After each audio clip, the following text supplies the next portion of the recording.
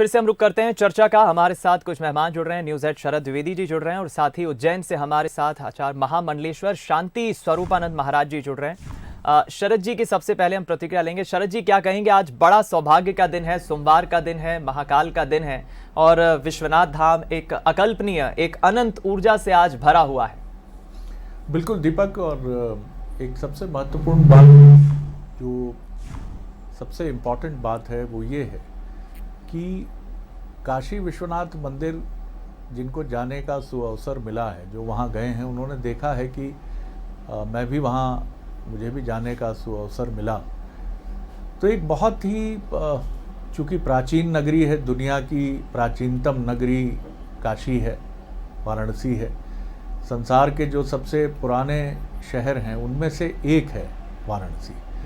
तो पुराने शहर का स्वरूप बहुत हद तक वैसा ही है जैसा किसी भी पुराने नगर का स्वरूप होता है, यानी बहुत तंग गलियां, काफ़ी दूर आपकी गाड़ी रुक जाती है और आपको उस कॉरिडोर तक जाने के लिए या तो ई रिक्शा की मदद लेनी पड़ती है, या तांगे की मदद लेनी पड़ती है, या पैदल जाना पड़ता है। तो पहली बात तो ये है कि जो वहाँ धर्मावलंबी या पर्यटन की दृष्टि से भी जो लोग आते हैं, या धार्मिक पर्यटन की बात कर लीजिए, सबसे पहली चीज़ तो ये है कि काशी अब एक आधुनिक स्वरूप के साथ अपनी प्राचीनता को, अपने पुराने वैभव को सुरक्षित रखते हुए आधुनिकता, यानी आधुनिक जो स्वरूप है, जैसा हमने दुनिया के कई और विकसित देशों में देखा है कि जिन्होंने अपने प्राचीन स्वरूप को बिल्कुल सुरक्षित रखा है, लेकिन उसके आसपास एक आधुनिक दुनिया भी खड़ी कर दी है।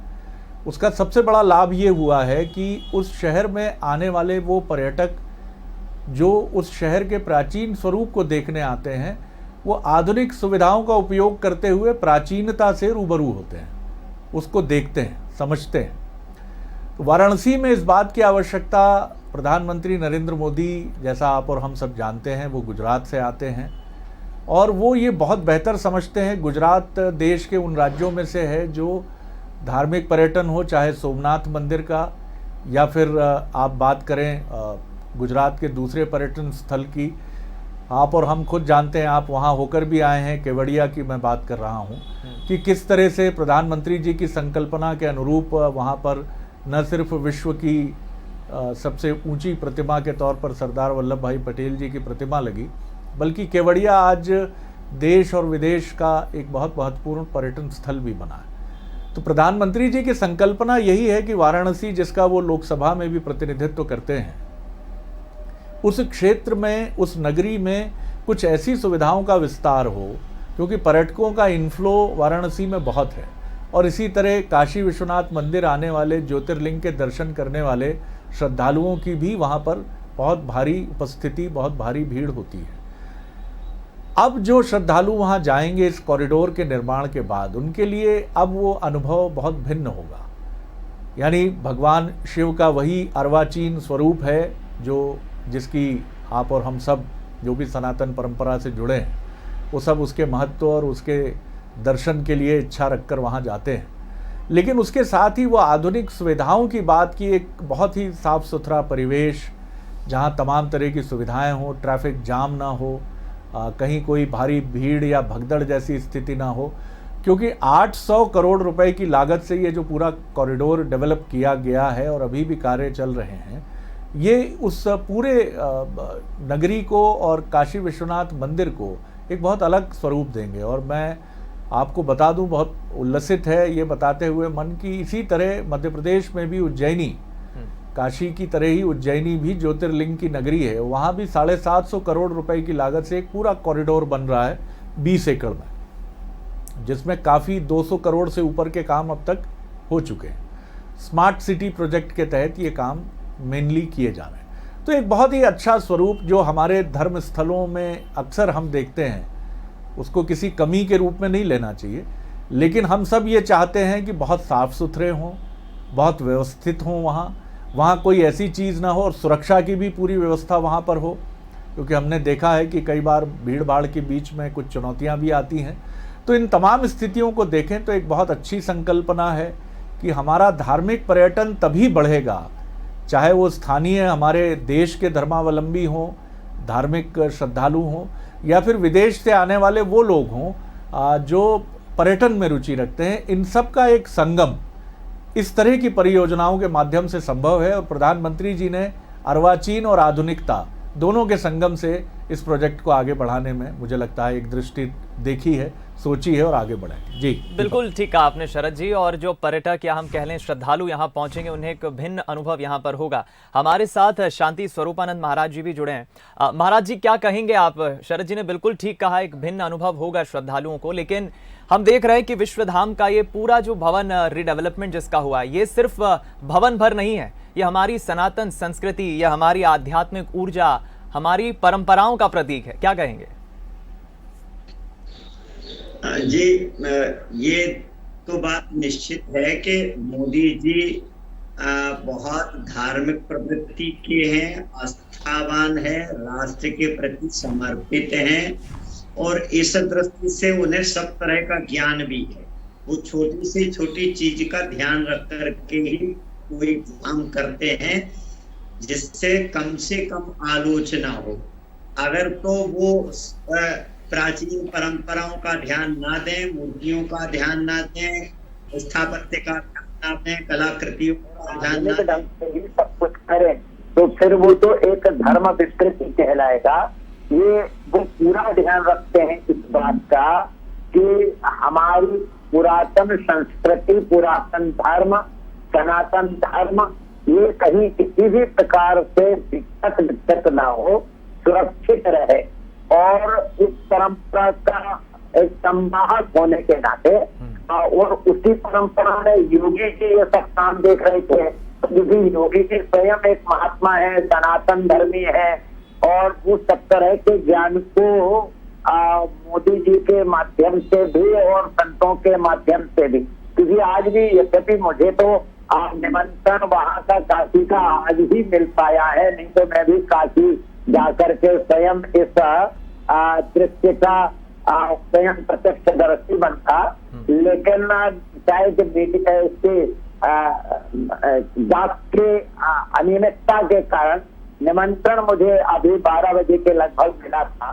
तो हमने कहा जब कार्यक्रम ही खत्म होने जा रहा है तब तो तुम निमंत्रण लेकर आए हो, तो हमने तो आश्रम में ही सारा कार्यक्रम यहाँ रखा था और हम लोग तो स्वयं बंसल न्यूज पर ही आपके यहाँ से सारा लाइव कार्यक्रम देख रहे हैं। तो वर्तमान में मोदी जी ने जो कार्य किए हैं, देखो वो तो काशी के स्वयं सांसद है, वो काशी ही नहीं चाहते हैं बल्कि वो चाहते हैं उज्जैन भी वैसा ही हो, बल्कि 12 ज्योतिर्लिंगों का स्वरूप भी वो अपनी तरह से अलग तरह से और प्राचीन परंपरा का सुरक्षित रखते हुए धर्म के इन सब स्थानों को ऐसा स्वरूप देना चाहते हैं कि विश्व यह देखे कि भारत का जो धर्म है, भारत का जो सनातन धर्म है, भारत के जो मंदिर हैं वो हमको सजीव होकर के प्रेरणा दे रहे हैं, जीवन जीने की कला दे रहे हैं।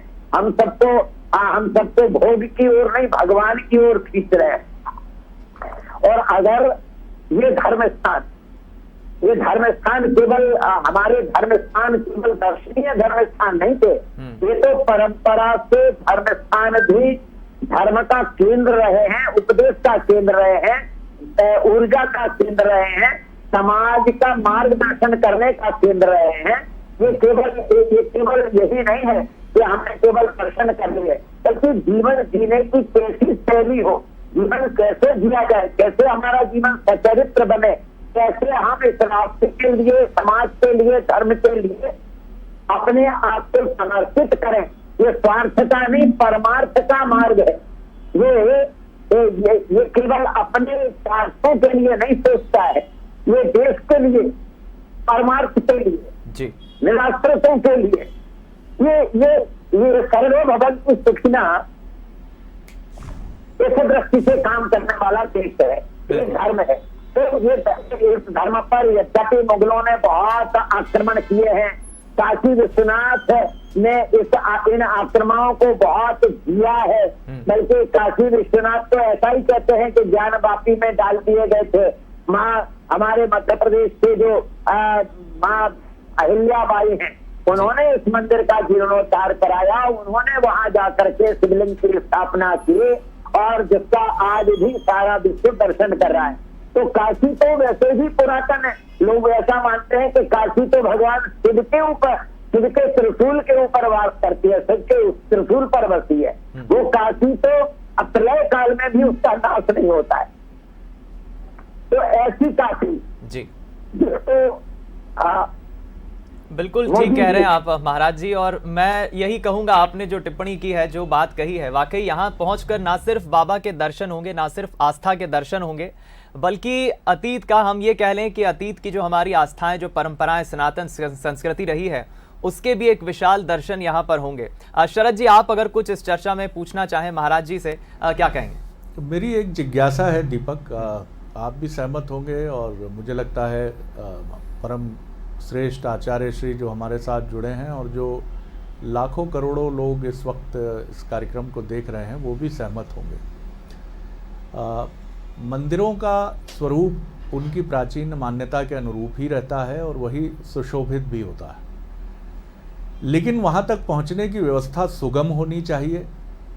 वहाँ पहुँचने के बाद स्वच्छता का परिवेश ऐसा होना चाहिए कि श्रद्धालु का या एक पर्यटक शब्द मैं इसलिए प्रयुक्त करता हूँ कि कई बार जो सनातन परंपरा के अनुयायी नहीं हैं वो भी आते हैं। ख़ासतौर से यूरोप से आने वाले पर्यटकों का एक बहुत बड़ा, जो क्रिश्चियन भी होते हैं, जो जूस भी होते हैं, जो अन्य धर्मों के धर्मावलंबी भी होते हैं, वो भी आते हैं। भारतीय मंदिरों में उनकी भी गहरी रुचि होती है, क्योंकि वो ये अध्ययन करके आते हैं कि बड़ी भारी संख्या में श्रद्धालुओं का आना होता है।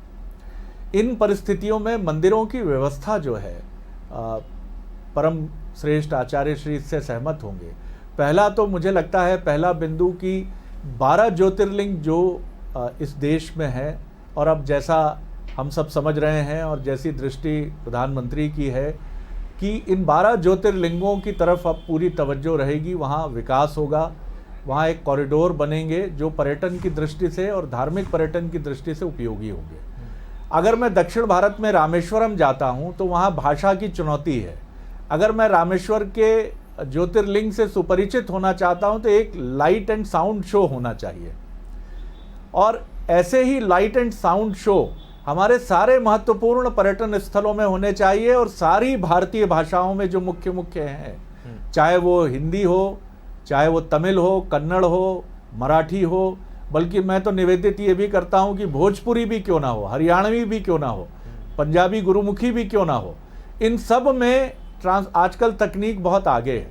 हम एक हेडफोन लगाकर उस लाइट एंड साउंड शो में ये जान सकें कि इस मंदिर का इतिहास क्या है, क्या चुनौतियाँ रही हैं, किसने बनवाया। जैसे खुद हमारे मध्य प्रदेश की होलकर वंश की देवी अहिल्याबाई का योगदान रहा है 18वीं सदी के बाद काशी विश्वनाथ मंदिर के लिए, बहुत विनम्रता से उन्होंने अपना योगदान दिया है।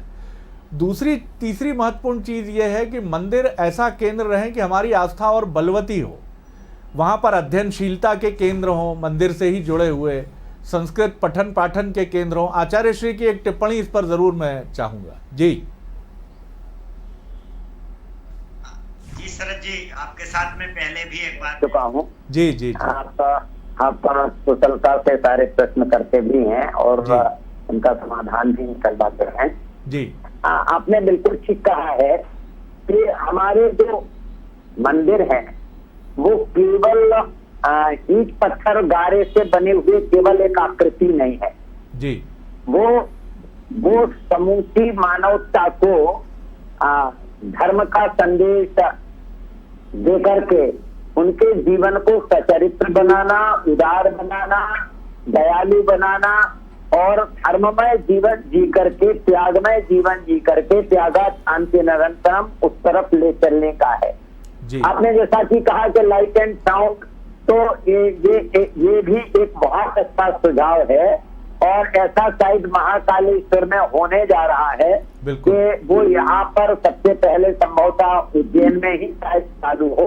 उज्जैन में ऐसा हम लोगों को ज्ञात हुआ है कि यहाँ एक लाइट एंड साउंड का ऐसा एक कार्यक्रम होगा जिसमें हमारे मंदिर की पुरातन इतिहास और हमारी सनातन परंपरा का जो उदात्त स्वरूप है, जो धर्म का स्वरूप है, लोगों तक पहुंचे कि भाई ये धर्म क्या है, आखिर इस धर्म में ऐसी क्या विशेषता है जिसके लिए विश्व भर के लोग इस धर्म की ओर आकृष्ट होते हैं। विश्व भर के लोग शांति चाहते हैं तो उन्हें ऐसा लगता है कि यही एक धर्म है जहाँ जहाँ सबको शांति मिलती है, सबको सुख मिलता है, आनंद मिलता है। तो ये अगर लाइट एंड साउंड के माध्यम से लोगों को और अधिक सरलता से ज्ञात होगा तो जैसे तीर्थों की महिमा, उज्जैनी की महिमा, काशी विश्वनाथ की महिमा, तो और अधिक लोग उसकी जानकारी प्राप्त करके जा सकेंगे। क्योंकि असल में ये भगवान है, इतना ही दर्शन कर लिए तो इतने भर से काम बनता नहीं है। मैं भी लोगों से ऐसा ही कहता हूँ कि आप महाकाल के भगवान के दर्शन कराए हैं, पर आप ये बताओ कि आपने दर्शन करने के बाद क्या संकल्प लिया, क्या प्रेरणा ली, क्या जीवन को बदलेगी, क्या आप बुरी आदत बहुत छोड़ेंगे? सुंदर बात कही क्या- आपने, बहुत सुंदर बात कही। क्या क्या क्या आप अपने जी। जीवन को हम्म, धर्ममय राष्ट्र के लिए समर्पित करेंगे? बिल्कुल। कोई बहुत- बुराई, जी। कोई व्यसन।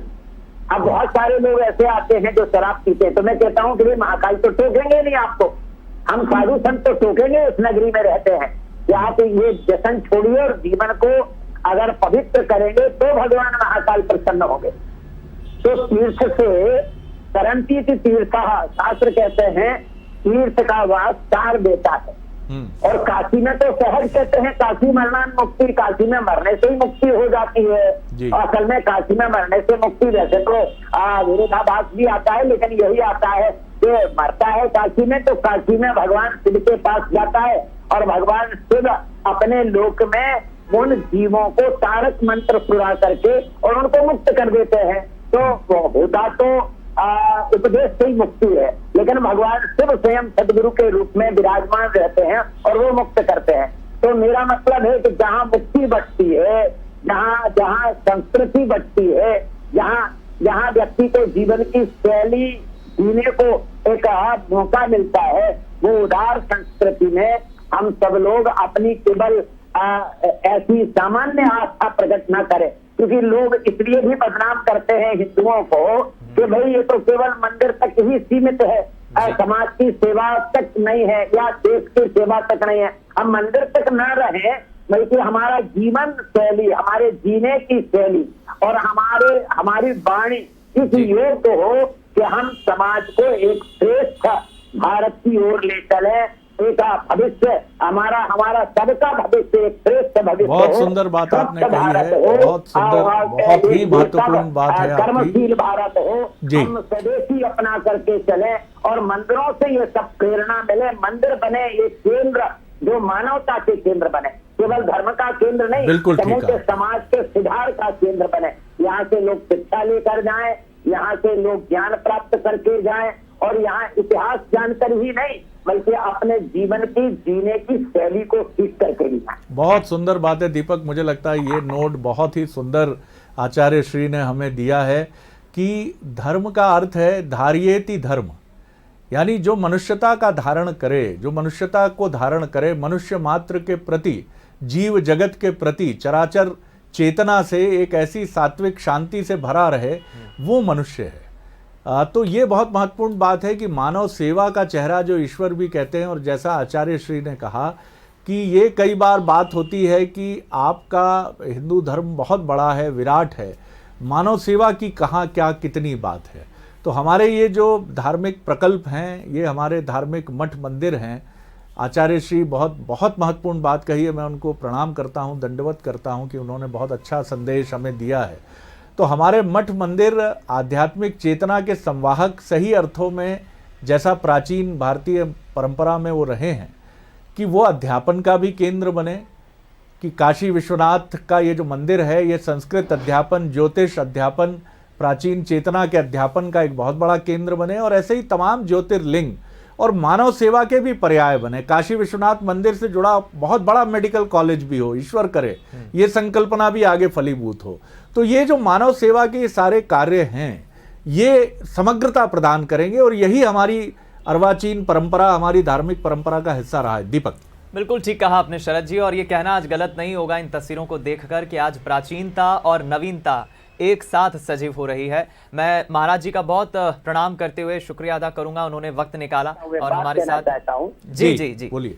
मैं ये कहना चाहता हूँ, जैसा योगी जी ने, मोदी जी ने काशी को लेकर के और अयोध्या को लेकर के जैसे संतों को जोड़ा है, संतों से उन्होंने तरह तरह के सुझाव दिए हैं, संतों को सहमत किया है।